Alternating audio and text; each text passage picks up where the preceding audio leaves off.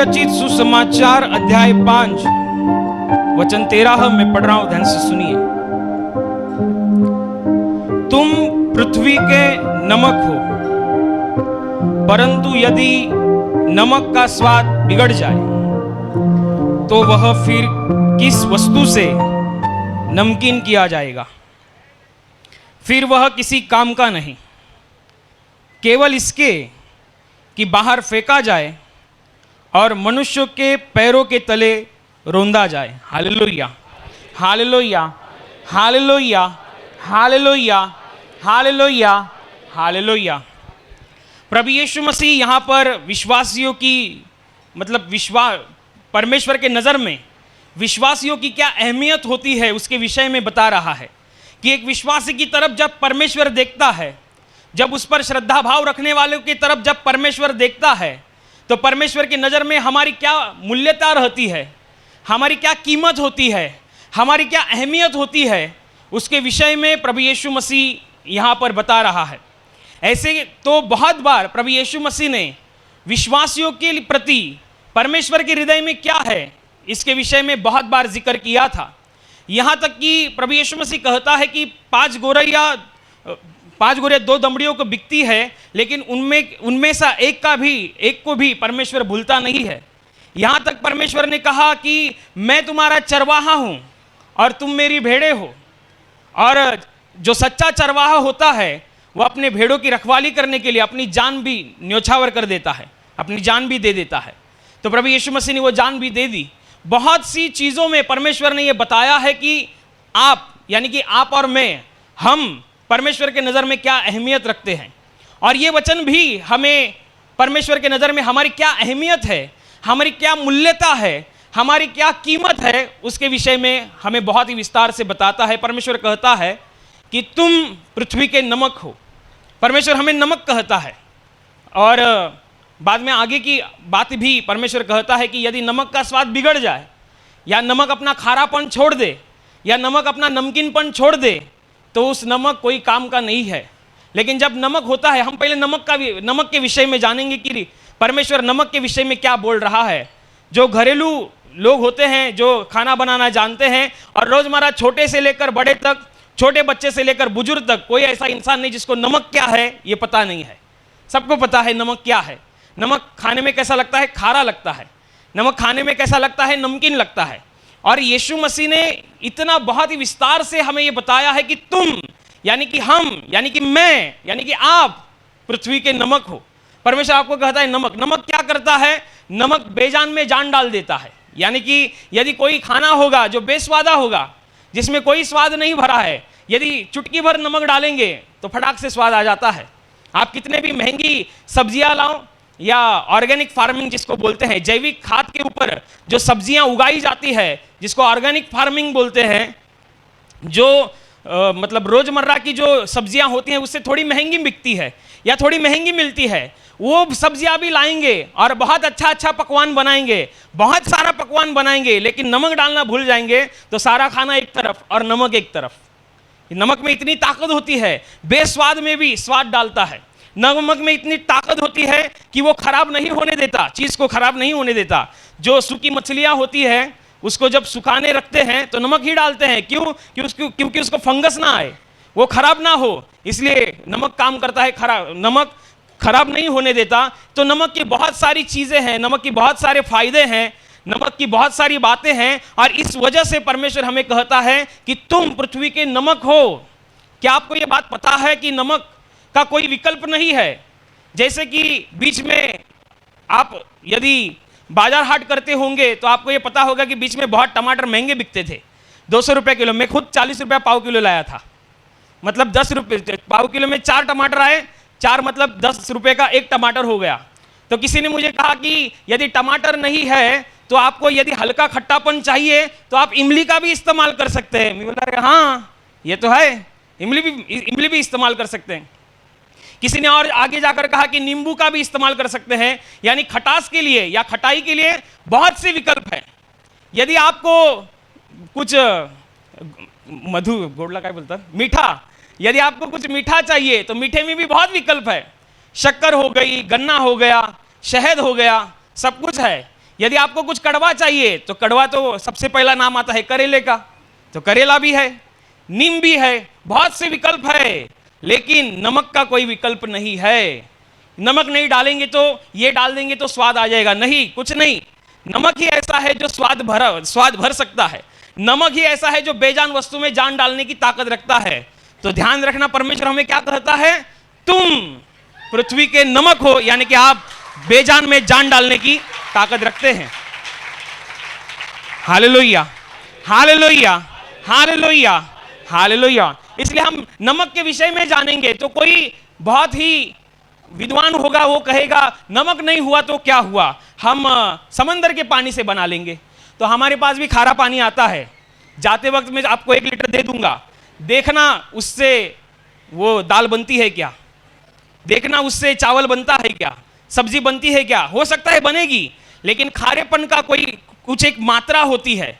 1 litre पानी लेके जाएंगे तो उसमें कितना सारा खारापन होगा, आप खा भी नहीं पाएंगे। इसलिए प्रभु यीशु मसीह ने यह नहीं कहा कि तुम समंदर का खारा पानी हो, परमेश्वर ने यह कहा कि तुम पृथ्वी के नमक हो। यानी कि हम नमक होते हुए, हम विश्वासी होते हुए, हमें भी कुछ मात्राएं होती है, हमारी भी कुछ सीमाएं होती है। और ये परमेश्वर कितने सटीकता से बताया, ऐसा नहीं कहा कि तुम पृथ्वी का मीठा हो, तुम पृथ्वी का नींबू हो, तुम पृथ्वी की इमली हो, नहीं, परमेश्वर ने कहा तुम पृथ्वी के नमक हो। नमक का कोई विकल्प नहीं होता है, नमक नहीं रहेगा तो कुछ नहीं होगा। और नमक जो होता है वो अपने आप में स्वाद भरना जानता है। नमक जो होता है वो प्रिजर्वेटिव, यानी कि वो खराब ना होने के लिए भी नमक का इस्तेमाल किया जाता है। और यहाँ तक कि जो नारियल के पेड़ लगाए जाते हैं उसके नीचे भी नमक डाला जाता है, खाद के तौर पर भी नमक का इस्तेमाल किया जाता है, बहुत सी चीज़ों में नमक लगता है। तो परमेश्वर कहता है तुम पृथ्वी के नमक हो। और जब नमक ही बेस्वादा हो गया, नमक का खारापन ही चला गया, नमक का नमकीनपन ही चला गया, तो वह नमक किस काम का है। कोई आकर आपको बोलेगा कि मेरे पास 10 गोरी नमक पड़ा है लेकिन उसमें कोई स्वाद नहीं है, तो फोकट का भी देगा तो भी कोई लेगा नहीं, क्योंकि नमक है लेकिन खारा ही नहीं है, तो लेके क्या फायदा, वो तो एक भूसे के समान हो गया, वो तो एक कचरे के समान हो गया। और परमेश्वर कहता है यदि नमक बिगड़ गया, यदि नमक बेस्वादा हो गया, नमक ने अपना खारापन छोड़ दिया, तो नमक कुछ काम का नहीं है। तो परमेश्वर हमें क्या बोलता है, तुम पृथ्वी के नमक हो। तो आपको अपना खारापन छोड़ना नहीं है, आपको अपना स्वादापन छोड़ना नहीं है, आपको अपना नमकीनपन छोड़ना। यह परमेश्वर चाहता है, यह परमेश्वर की इच्छा है कि आप बेस्वादे ना हो। यदि आप बेस्वादे हो गए, आपने अपना नमकीनपन छोड़ दिया, अपना खारापन छोड़ दिया, तो आप भी किसी काम के नहीं रहेंगे। ना आप अपने घर वालों के काम आएंगे, ना आप अपने बाहर वालों के काम आएंगे, ना आप अपने विश्वासियों के काम आएंगे, ना आप अपने अविश्वासियों के लिए काम आएंगे। इसलिए परमेश्वर यह कहता है कि तुम तो पृथ्वी के नमक हो। ये शब्द, ये वचन, ये वाक्य परमेश्वर ने उन लोगों के लिए कहा है जो लोग उस पर विश्वास करते हैं, जो परमेश्वर पर भरोसा करते हैं, और जो लोग ये कहते हैं कि इस संसार में कोई रचयिता है जो आज भी जिंदा है और हमारी ओर ताकता रहता है, उन लोगों के लिए कहा है।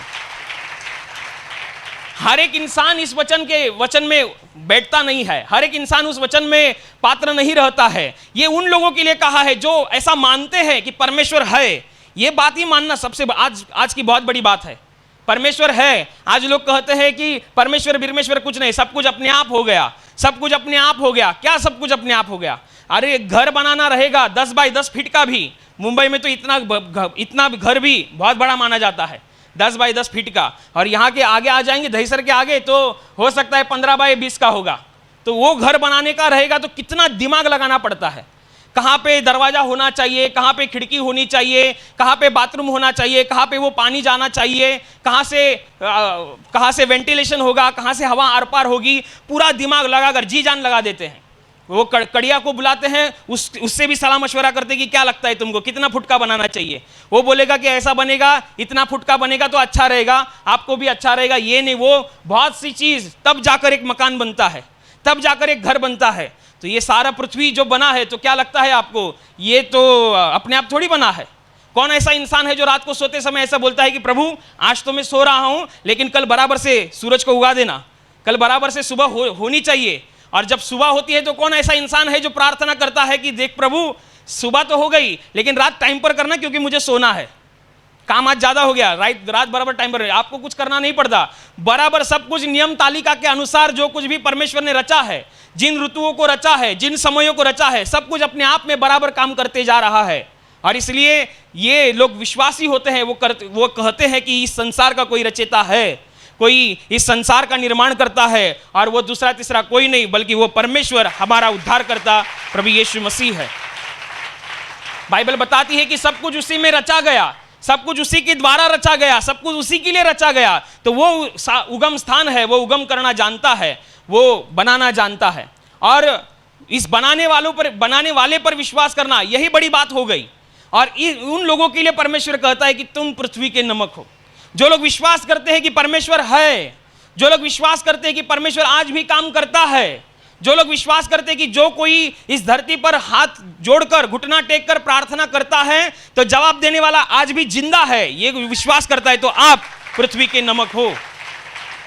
वो आपको कहता है, आप विश्वासी हैं, वो आपको कहता है तुम मेरे लिए नमक के समान हो, तुम्हारे लिए मैं पृथ्वी की ओर ताकता रहता हूं।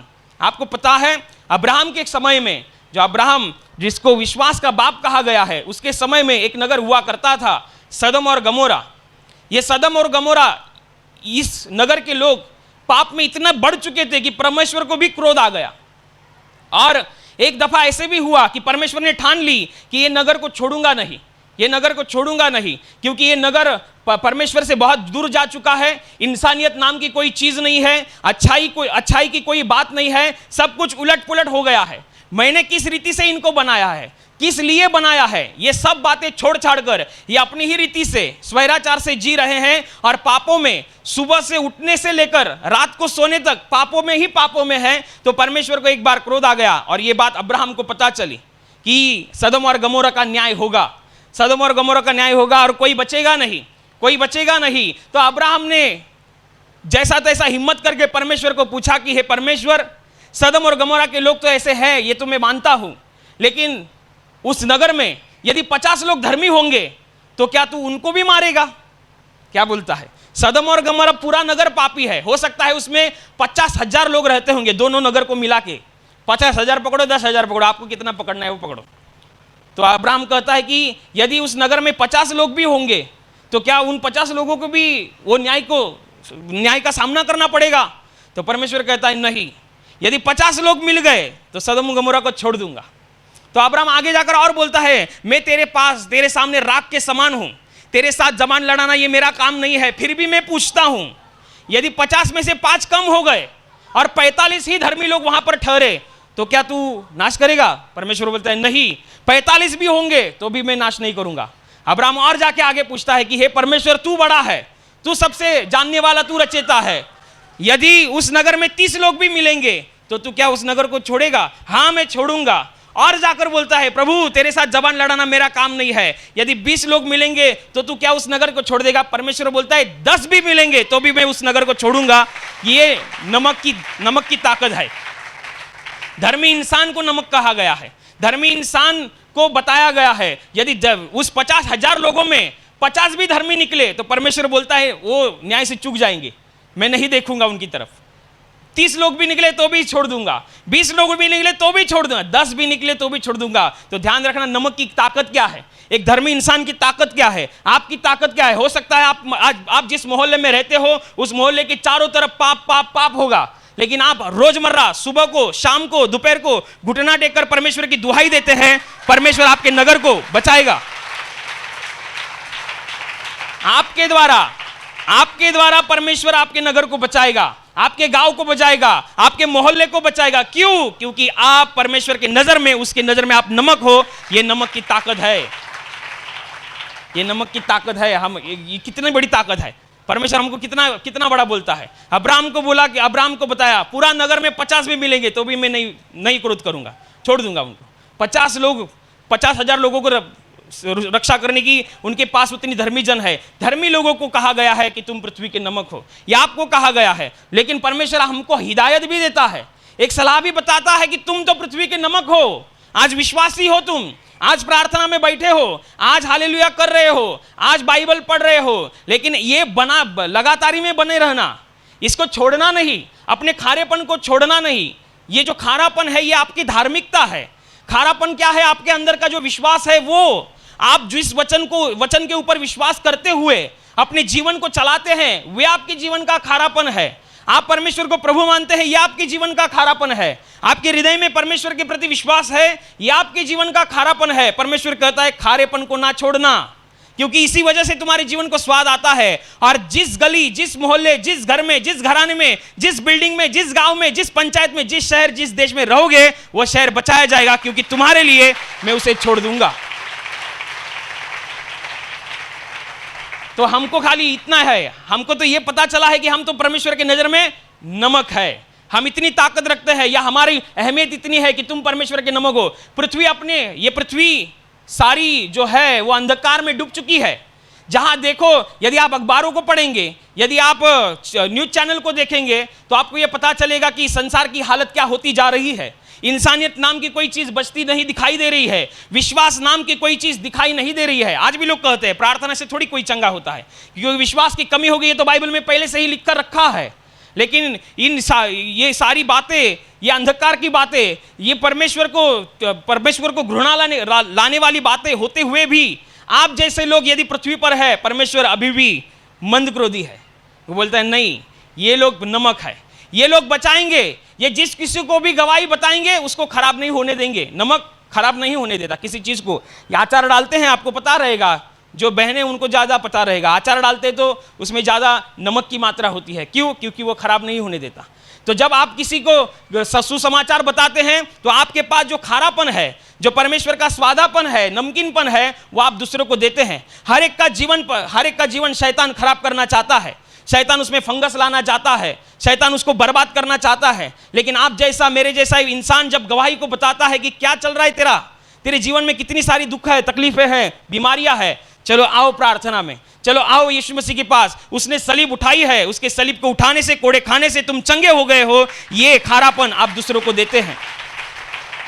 और होता क्या है? आप गवाही बताते हैं, वो इंसान यहाँ पे प्रार्थना में आता है, प्रार्थना में विश्वास करता है, और इसके जीवन में भी गवाही बनती है। तो आपने क्या किया? आपके पास जो खारापन है, आपने वो खारापन दूसरे को दिया। लेकिन आपको खारा होना बहुत जरूरी है। खारा मतलब वो नहीं, जहाँ एक मुहावरा है जिसको बताते हैं यह आदमी खारा हो गया है। खारा होना यानी कि गुस्से से तिलमिला उठना। इसके विषय में बाइबल नहीं बता रही है। बाइबल उस खारेपन के विषय में नहीं बता रही है जो गुस्से से तिलमिला उठता है। उस खारेपन के विषय में बता रही है जो बेजान में भी जान डालने की ताकत रखता है, जो बेस्वादे में भी स्वाद डालने की ताकत रखता है। ये हमको तय करना है कि हमें बेस्वादा नहीं होना है। आज तो आप हैं, प्रार्थना में दिख रहे हैं, मुझे दिख रहे हैं, आप मुझे देख रहे हैं। आज तो मैं हूं, लेकिन कल भी मैं होना चाहिए, परसों भी होना चाहिए, 1 साल के बाद भी होना चाहिए, 10 साल के बाद भी होना चाहिए। जब तक जान में जान है, तब तक परमेश्वर की ओर हमारा मुंह लगा रहना चाहिए। तो खारापन नहीं छोड़ना है। यदि खारापन छोड़ दिया जाएगा, यदि नमक ही बेस्वादा हो जाएगा, यदि नमक ही अपना नमकीनपन खो देगा, तो नमक एकदम कचरे के समान है। कोई मुफ्त में देगा तो भी नहीं लेगा, क्या करेगा उसका? घर में कोई ऐसा इंसान नहीं जो घर में कूड़ा कचरा लाकर रखे। जो नमक बेस्वादा हो गया है वो कूड़े कचरे के समान है। क्या आपको अपना जीवन कूड़ा कचरे के समान करना है? नहीं, आपको नहीं करना है। आपको अपना स्वादापन नहीं छोड़ना है, नमकीनपन नहीं छोड़ना है। लेकिन बहुत से लोग छोड़ देते हैं। ये होता है। कब होता है? कि समझो आप प्रार्थना किए हैं, किसी विषय के लिए प्रार्थना कर रहे हैं, आपकी कोई ऐसी इच्छा है, उसके विषय में प्रार्थना कर रहे हैं, लगातार इसे प्रार्थना में कर रहे हैं। शायद परमेश्वर आपकी उस प्रार्थना के विषय में कुछ अलग सोचता होगा। शायद आपको लगता होगा कि मुझे 10 बाय 10 का रूम चाहिए, और परमेश्वर आपके लिए बंगला सोच के बैठा होगा। लेकिन नहीं, मुझे रूम ही चाहिए, मुझे रूम ही चाहिए। लेकिन परमेश्वर बोलता है रुक, थोड़ा धीरज तो रख, थोड़ा सब्र तो कर, मैंने तुम्हारे लिए बहुत बड़ा कुछ रखा है। लेकिन ध्यान नहीं होता, और देखता है मेरे को प्रभु ने 10 बाय 10 की रूम नहीं दी, अभी से मैं प्रार्थना में नहीं जाऊंगा। तो इसका मतलब आप धीरे धीरे अपने नमक के खारेपन को छोड़ रहे हैं। मेरी तकलीफ इतनी है, अभी भी मुझे उत्तर नहीं आया, मेरे प्रार्थना का जवाब नहीं आया, अभी से मैं प्रार्थना में जाऊंगा नहीं। तो हल्का हल्का खारापन छूट रहा है। मैं तो प्रार्थना में लगातार इसे बना हूं, फिर भी मेरे जीवन में ये कैसा हो गया?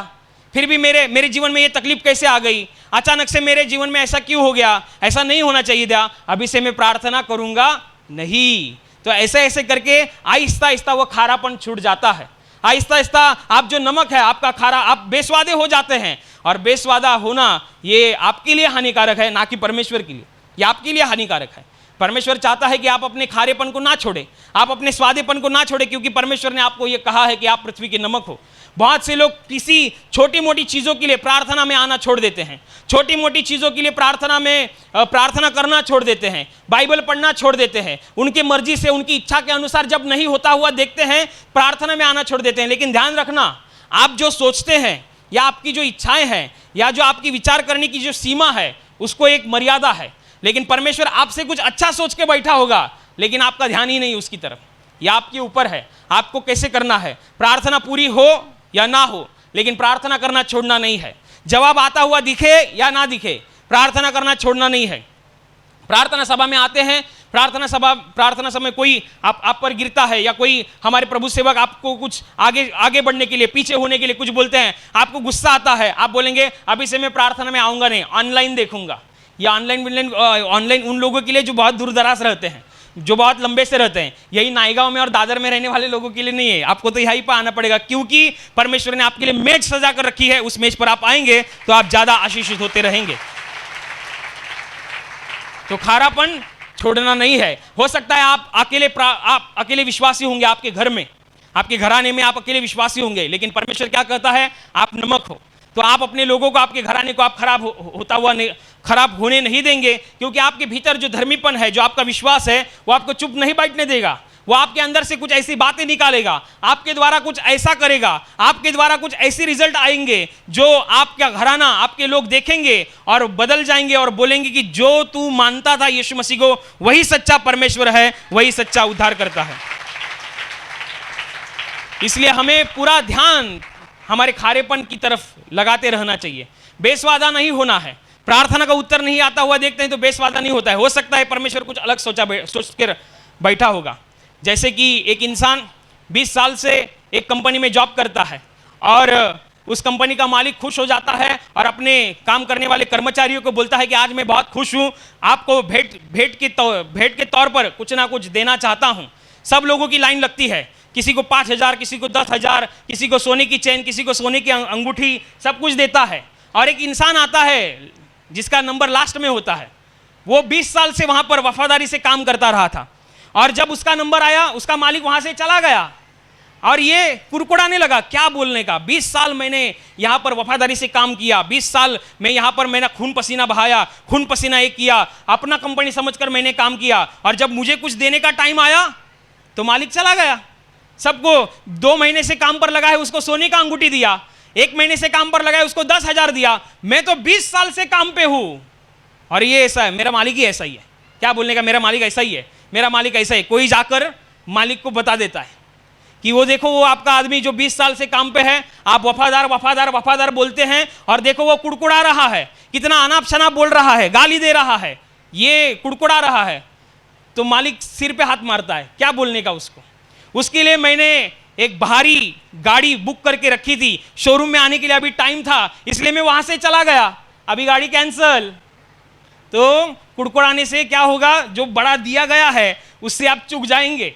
तो कुड़कुड़ाना नहीं है, क्योंकि हमें ये बात हमेशा याद रखनी चाहिए कि हमारा जो पिता है वो संसारिक पिता नहीं है, जो संसार के तौर तरीके से नहीं सोचता। हमारा जो पिता है, हमारा जो निर्माण करता है, वो स्वर्ग का पिता है। वो स्वर्ग से हमें देखता है, स्वर्ग से देता है, उसका भांडार बहुत बड़ा है। उसका भांडार इतना बड़ा है कि आप रोज कुछ ना कुछ पा सकते हैं, रोज कुछ ना कुछ अनुभव कर सकते हैं। ऐसा नहीं कि परमेश्वर महीने में एक ही बार देता है, महीने में एक ही बार गवाही बनेगी, या साल में एक ही बार देता है। परमेश्वर का जब मूड होता है ना, तब परमेश्वर देता है। वो मूडी का हिसाब नहीं है उसका। परमेश्वर देखता है जैसा तेरा विश्वास है वैसा तेरे लिए हो जाए, उसी घड़ी उसी दौरान गवाही बनती है। लेकिन विश्वास की क्रियाएं चाहिए, विश्वास वैसा चाहिए। इसलिए रोज उसके पास, उसका भांडार बहुत बड़ा है, उसके आकाश कपाट बहुत बड़े हैं, आकाश के झरोखे उसके बहुत बड़े हैं। रोज आप पाते जाएंगे, रोज आपको मिलता जाएगा, तो भी उसका जो आकाश कपाट है वो खाली नहीं होगा, तो भी उसका भांडार कभी खाली नहीं होगा। इतना वो विपुलता से, विराटता से, उसकी विराटता की अनुमान क्या लगाएंगे हम, कि बाइबल बताती है कि स्वर्ग उसका सिंहासन और पृथ्वी उसकी पाँव की चौकी है। वो इतना बड़ा है तो उसका भांडार कितना बड़ा होगा। रोज आप आपकी पीढ़ी दर पीढ़ी खत्म हो जाएगी, लेकिन उसका भंडार खत्म नहीं होगा। तो इतना भंडार से भरने वाला परमेश्वर, इतना विराटता का परमेश्वर, तो हम कंजूस क्यों रहे? तो हम ऐसे बेकार क्यों रहे? क्यों ना हम रोज ही प्रार्थना करे रहे, क्यों ना हम रोज बाइबल पढ़ते रहें, क्यों ना हम किसी को गवाही बताते रहें, क्यों ना हम हमारे में जो स्वादापन है, हमारा जो खारापन है, हमारा जो नमकीनपन है, क्यों ना हम उसको बनाए रखें। जितना बनाए रखेंगे, जितना आप अपने आप को संभाले रखेंगे, उतने ही आपके आशीषित होने की चांसेस ज़्यादा होते हैं, उतने ही आप पापों की क्षमा प्राप्त होने में ज़्यादा होते हैं, उतने ही आप मरने के बाद सीधा स्वर्ग में जाने की पात्रता की लाइन में होते हैं।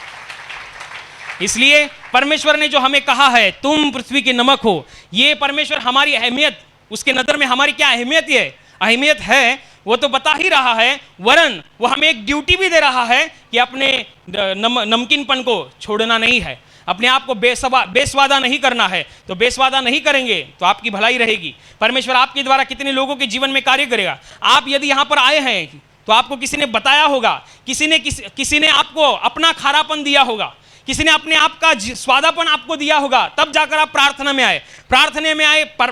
आए, वचनों को सुना, गवाहियों को सुना, परमेश्वर की सामर्थ को देखा, महिमा को देखा, तब आप विश्वासी बने तो आप भी खारे हो गए। तो यह आपकी ड्यूटी है कि आपको जो परमेश्वर ने उसके वचनों के द्वारा जो खारापन दिया है, आप उन लोगों के लिए जीवन में दो जिनका जीवन बेस्वादा बना बैठा है, जिनका जीवन बेस्वादा बना बैठा है, उनको वो खारापन दो, उनको गवाहियां बताओ, उनको परमेश्वर के राज्य में बताओ। क्योंकि जो परमेश्वर पर विश्वास रखने वाला सच्चा धर्मी इंसान है, वो चुप नहीं बैठता, ये उसका लक्षण होता है।